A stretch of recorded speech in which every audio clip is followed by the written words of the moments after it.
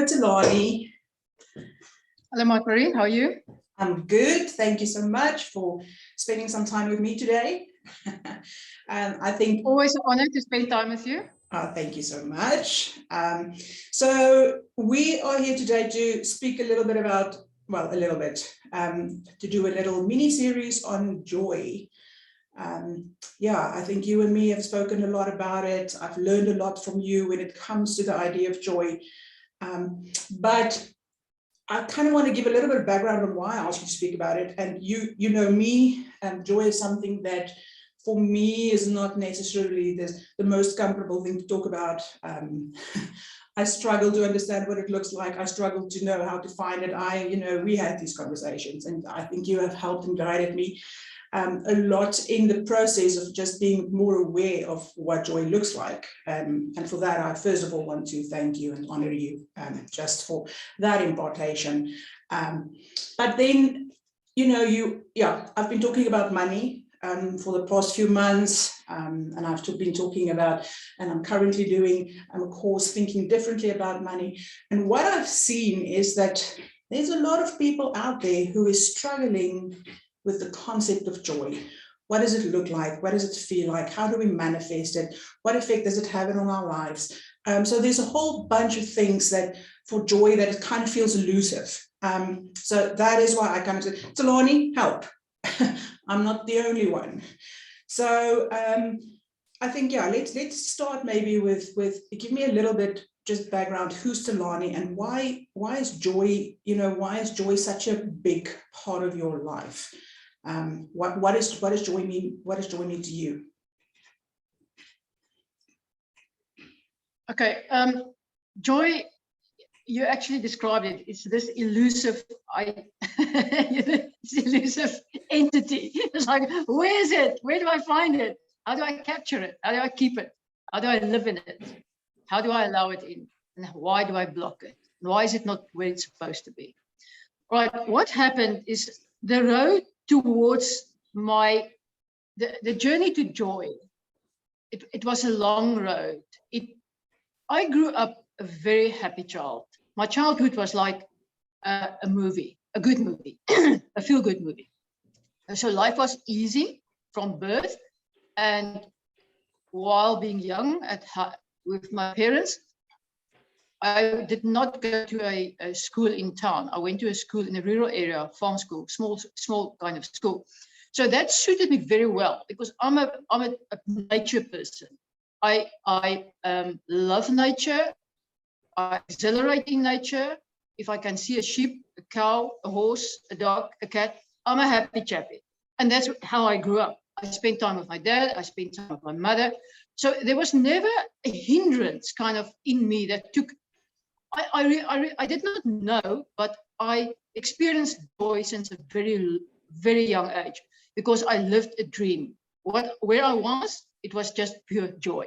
My family background was very stable. My dad was like this honorable, just person that Kirby always talks about, and so was my mother, and they balanced each other out.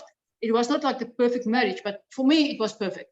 It was all I knew, and still now, thinking back, it was perfect. So growing up, and after school, I went to after junior school, I went to secondary school, to boarding school. Then things changed because I was taken out of my happy place. I was forced into a place with I had no choice, but also my parents had no choice because they were not close enough to a town to drive in and out. Boarding school wasn't bad because I get along with people, but the joy was not. I did not experience the joy. I experienced people, but not joy. But I did not realize that, and that kind of stayed with me. Happiness was there. I had happy moments. Oh, I like this. This is nice. But going back, I did not find the joy ever again. Life happened. Then after I went to university, after that, I went kind of to college. I played around. Then I moved down to the Western Cape from the Free State, from Joburg, Free State, Joburg, Western Cape. And in the Western Cape, it started to change again because the nature is different, people are different, the culture is different.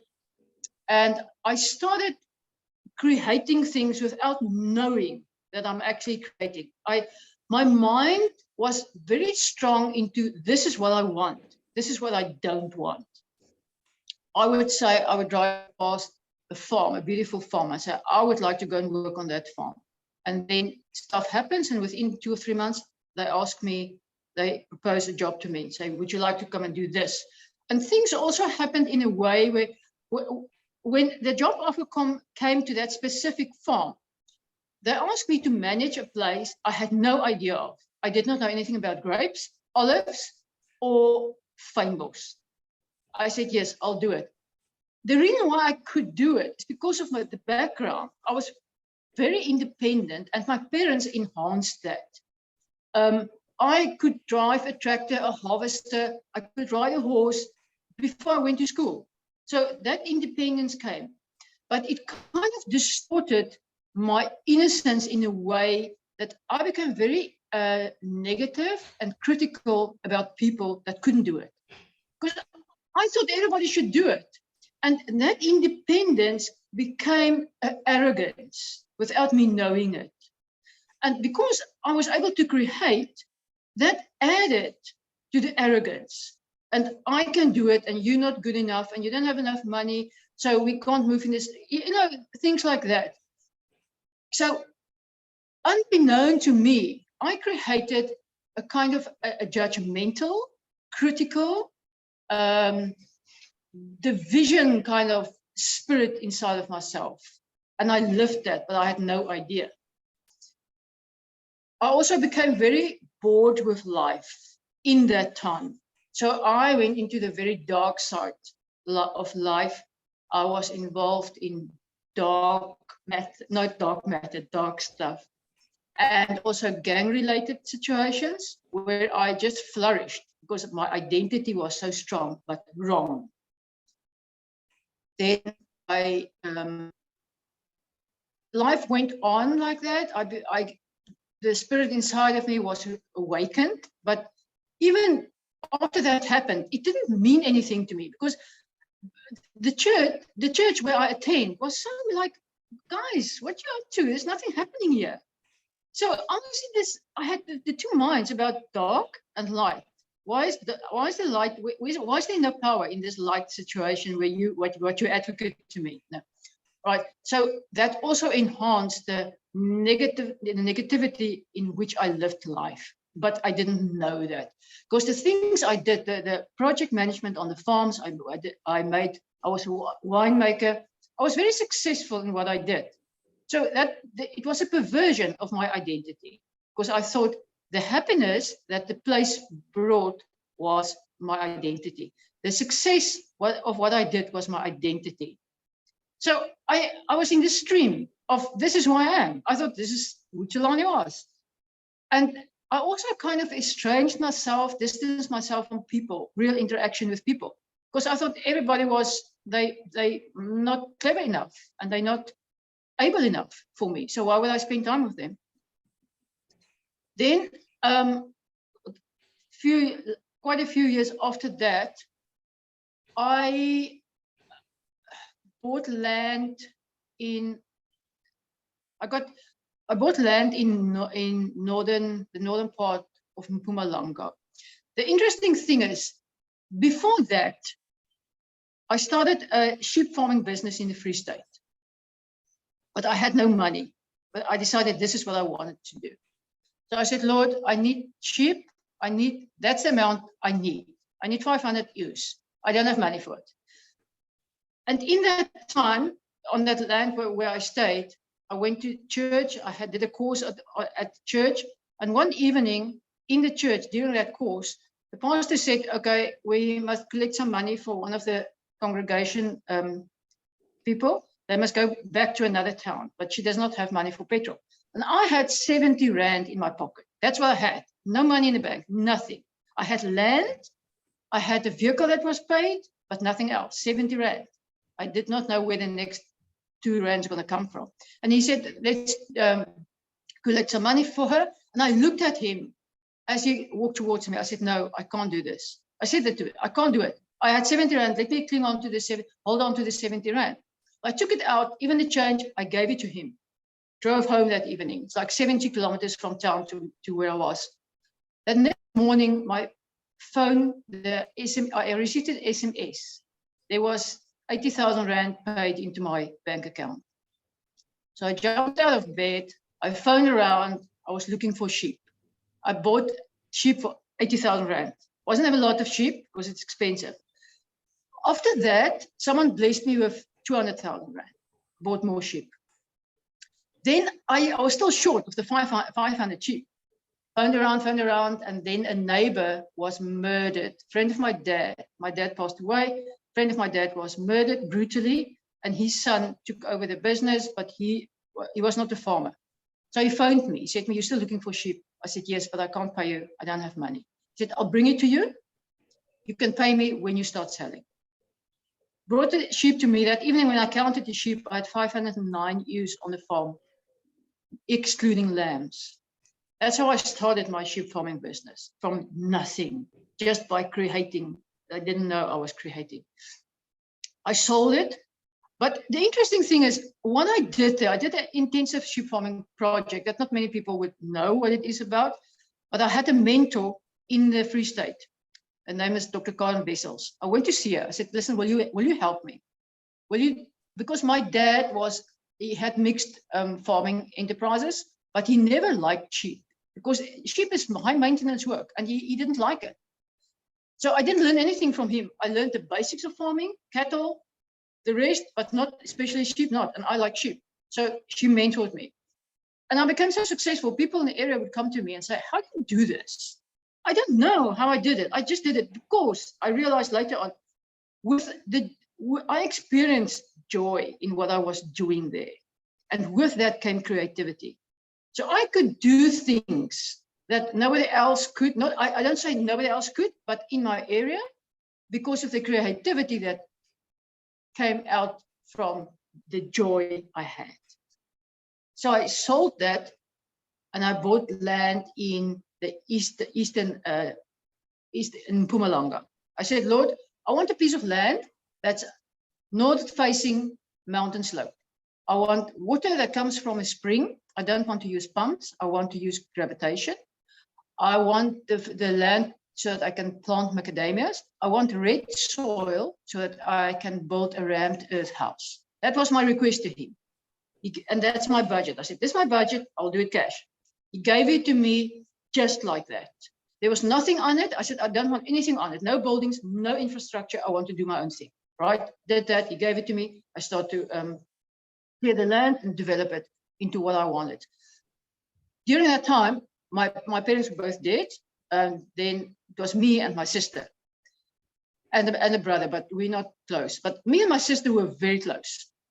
She was always my go-to person. Because in my walk of life and the way I perceived people, I made many enemies. People liked me, but I didn't honor them. I didn't respect them. I talked to them in a way like, anyway. So people will get very cross with me, irritated, standoffish, and I didn't know why. So I would go to her and say, "Listen, Margaret is cross with me. I think she's cross with me." Then she would make me sit down and say, "Okay, explain to me exactly what you said and how you said it." She will laugh for at least 15 minutes. She had this long cigarette that she was smoking, and she had tea. She was drinking tea, having a cigarette. She will laugh and laugh, and then she will explain to me, "Okay, Talanie, this is how life works. This is how people perceive certain things." So, and I was like, "Really? What you say, is it true?" "Yes, it's true. Don't do it again." Right. So she coached me kind of into awareness and to be respectful. And the strange thing is, my parents were so respectful of people.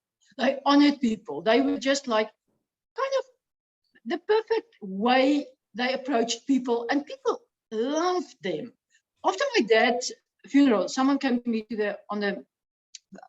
after the funeral, someone came to me, a farmer of that area. He said, "Talanie, you know what?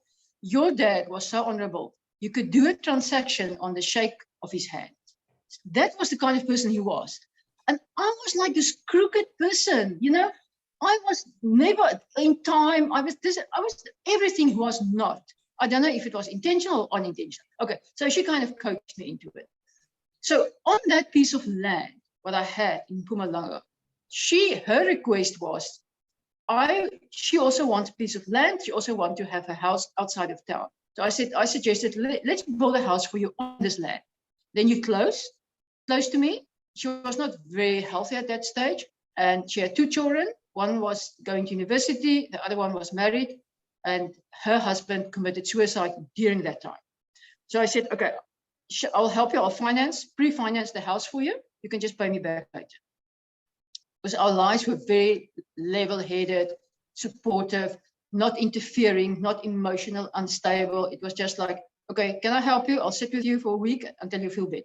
There was no like, I told you so, nothing. It worked. Our relationship worked. And while I built the house, her oldest daughter's son committed suicide. So things changed a bit. Her finances was locked up in property. So I pre-financed the house. I finished it for them. But between me and her children was always a bit of a something. And I never knew. And what I worked out, it was maybe a jealousy because we got along so well. And we can laugh for many hours. Mainly because of obviously our background was the same. Our sense of humor was the same. And I can refer to my parents in a different way than because she perceived them completely different. And I can bring things to her that she thought was very funny. So yeah, her children actually didn't like that very much. They would always refer to if your sister comes to visit, you guys laugh like 2 hyenas, which is not. It was not a good, it was a derogative form of telling us, yeah, we don't approve of this.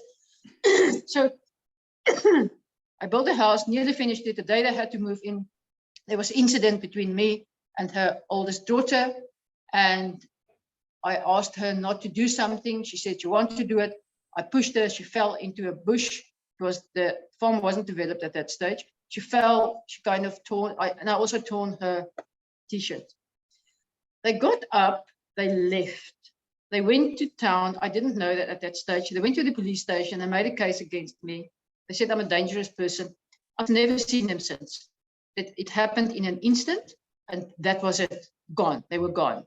And I was like, the breath was out of my life. I thought, what happened? What just happened? It took me 2 weeks just to be able to kind of breathe again. I was so shocked. I didn't know.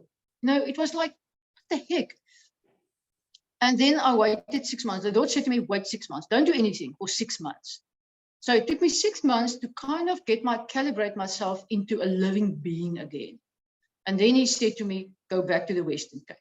So I sold everything, came back here. During the transit from there to here, someone introduced me to a guy. I just call him Mr. X. And he asked me if I would be interested in investing money in a project in the US. And I said, no, I don't want to go to the US. I thought about it and we chatted again. And then it was also the time of the Guptas that came into the picture and everything was very insecure and I didn't want to put the money under my bed, it wouldn't work. I thought, okay, let me invest it in the US. I can go there, I can come back, I can do whatever I want. So that's what I did. All my money. I held back a little bit, but then he also borrowed that from me and I gave it to him and that was it. My money was gone, as in 0, 0, 0, bank account, 0. So there I rented a cottage in Paarl, which the Lord actually said to me, I want you to go and stay in that cottage.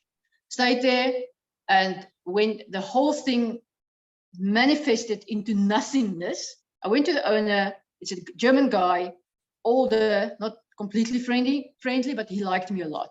I said, this is a situation, I don't know what I'm going to do. He said, okay, let's just see. He was so accommodating. He said to me, okay, let's see what happens.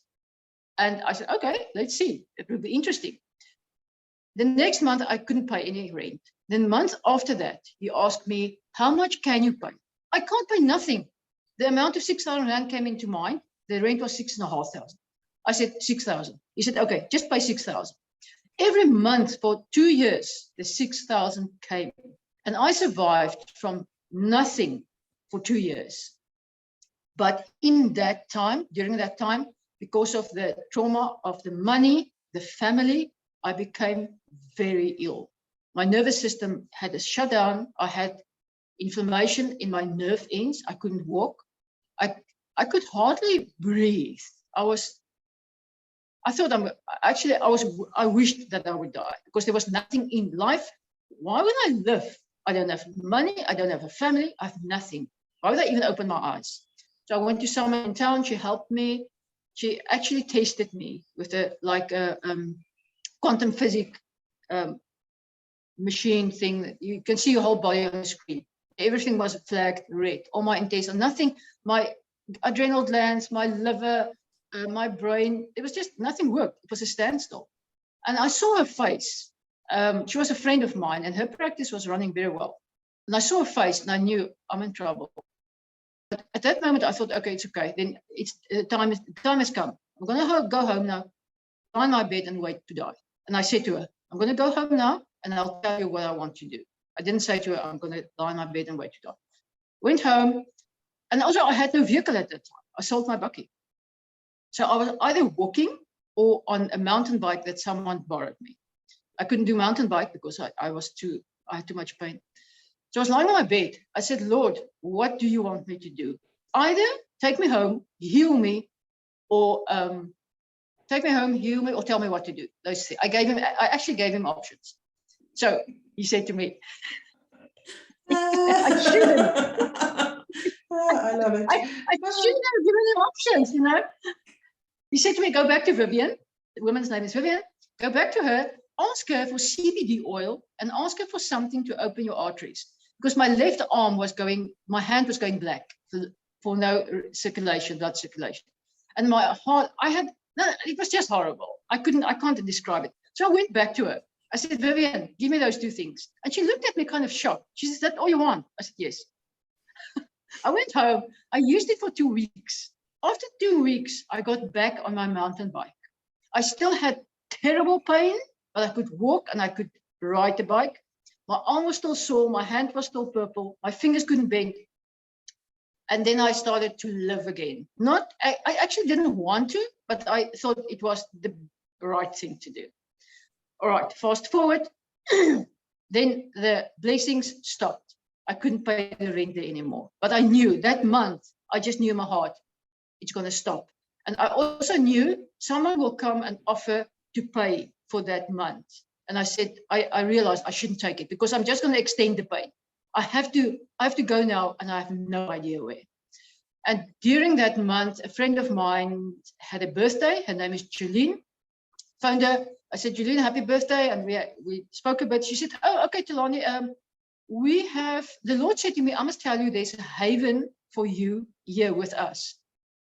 And they're in another town. I actually laughed, put the phone down. I said, no, this is not going to work. This is not going to happen. I'm not going there.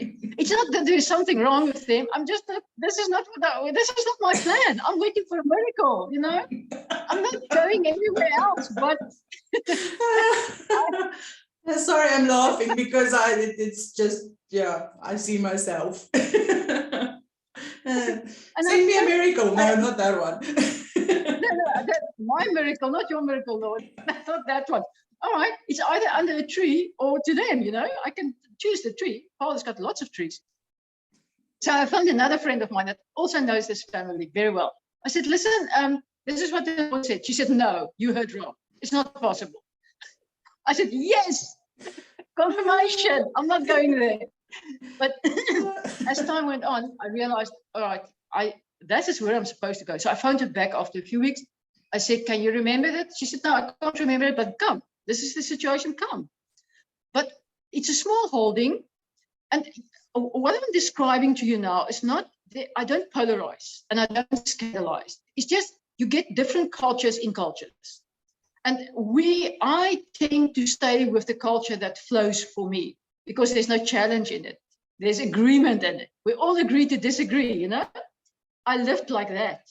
Now I'm in a situation where the culture is completely different. It's like, why do you do it like that? Guys, get your minds right. You can't do it like this. You're supposed to do it the way I think you should do it, you know? And also, I did not live with her and her husband. She said, I must go to the other side of the small holding. There's another house. I didn't know about the house. And her daughter and her husband stays in that house. And so I walked down with her. But while I was walking, I was kind of vomiting inside myself. I was so upset. I was so shocked. I was so out of everything that's known to me. I'm forced into a situation of protection, yes, but I so not wanted. I didn't want anything except what I wanted, and that was not this, or going to anyone else for that matter. It was not that I didn't want to be here. I didn't want to be at the place of complete dependence, utter dependence. And I moved in with them. It's a big house. There's a lot of space. It was only her and her husband and her youngest son at that stage. And the two of them, I will be forever grateful to God and to them, because their relationship is like a surface of kind of like glass. It's always the same. You don't have to wonder when you walk in the door if there will be politics, negativity, hype. There's nothing. They just like my parents. You know what to expect. But it took me a while to start to realize where I was. It didn't bring me joy. It didn't bring me happiness, but lots of pain, lots of resentment, lots of everything that your body cannot absorb, take, or work with. But I didn't know it at that time. And I also had this money thing about this Mr. X. But what worked very well for me, because my parents, when I was at home, money was not an issue to them. My dad had enough of that. But the way he grew up was like super middle class. You can get if it's necessary. You don't waste. You can get the best, but only one time. Then you move on to the next one if you need something. And also, if you borrow money to someone, be prepared to write it off. That must be your mindset. Otherwise, don't borrow it. Then you give it. Unconditionally, that's how you live. That will make you survive the money world. And because of that, Mr. X never came into my mind as I'm blaming him. I'm negative towards him. My heart was never hardened towards him. Never. I actually like him and I get along with him very well. It was not the easiest thing to keep him in my heart and to wish the best for him, because if it goes well with him, it will go well with me. Right? That was the only light, actually, in my whole being at that stage, is to keep him in my heart and his well-being. The rest of it, my body fell apart. I was lying on my bed. I could feel something in my body was giving in. It was a different feeling like the previous time, but worse. I couldn't walk. I couldn't breathe properly. I was totally dysfunctional. Nothing worked. So I went back to dearest Vivian. I said, there's something wrong. She tested me. She said, yeah, everything is wrong. Nothing is working. During that time, I was already ill. The Lord said to me, go on a 40-day fast. And I just knew I had to do it. I've never fasted before. I don't like it. I didn't believe in it. Straightforward. I didn't believe it. He said, go on a 40-day fast. And I just started 2 evenings after that. I started the fast and I felt the same. Went back to Vivian. She said, yeah, so there's something, you're very ill, Talanie. I don't know what we're going to do. And I said to her, I'm on the fast. She didn't agree because her belief system is a bit different from that. So I just carried on with the fast. After the fast, a week after the fast, I started feeling a little bit better for no reason. I went back to her 2 weeks after the fast ended. She tested me. She tested me again and again and again. I said, your machines, are they broken? She said, no, I don't think so. I thought so, but you're completely healed. There's nothing wrong with you. I said, yeah, okay. It's because of the fast. But then I had to make a decision about life. Am I going to live it, reject it? What am I going to do? And in that time of decision making, I had to find out who I was without anything around me. Nothing I can hide behind, no arrogance, because there was no reason to be arrogant. I'm living in a room with people that by the goodness of their heart, accommodate me for a time that they don't know how long it's going to be. And they were just 100% okay with that. So I had to dig into myself. So I have to find joy. Happiness, I know. I can flip my bank card. I can help. And in the process of helping people, I was so proud of myself. I sing songs of praises to myself, how good I am, and how functional, what a good believer I am. I didn't tell it to people, but I know they knew. And I was so proud of that. And that thing that came, that started being my identity, was like filthy rags. I didn't know it at that time. But in my search of who I was, I had to cut through all of that into the nothingness that was left except the pure, true me. And I had to find joy in who I was and not where I was. Not that I can show, not that I can say, but the truth of the being that was created by God. That was the beginning of my road with joy. Wow, wow, wow. Sure, eh? We all, you know, there's just so many connections between your story and my own. You know, there's just so many parallels and similarities. So I sit here and I'm like, this sounds like my story, you know, I can identify with so much that you're saying. So thank you for that. Thank you for sharing your testimony, and I'm glad that you are well and healthy again. I know you're not where you want to be yet, but you are in a good space. So I think let's just, I would love to continue the conversation. And so next time when we speak, we're going to talk about what does joy look like and how, what when you started that journey, what did it look like? What was the definition for you during that time? So I look forward to seeing you again, and continue the conversation. We'll talk soon. Thank you.